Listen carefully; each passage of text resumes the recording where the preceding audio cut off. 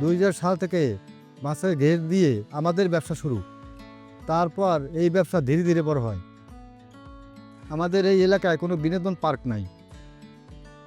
হঠাৎ করে মনে হলো আমাদের এই ঘের থেকে একটা ইকো পার্ক তৈরি করা যায় কিনা। আমাদের এই ঘেরকে কেন্দ্র করে একটা ট্যুরিজম পার্ক করি, তাহলে আমাদের এখানে বিনোদন খুঁজে পাবো। তারপর ধীরে ধীরে নূর শিশু পার্কে যাত্রা শুরু।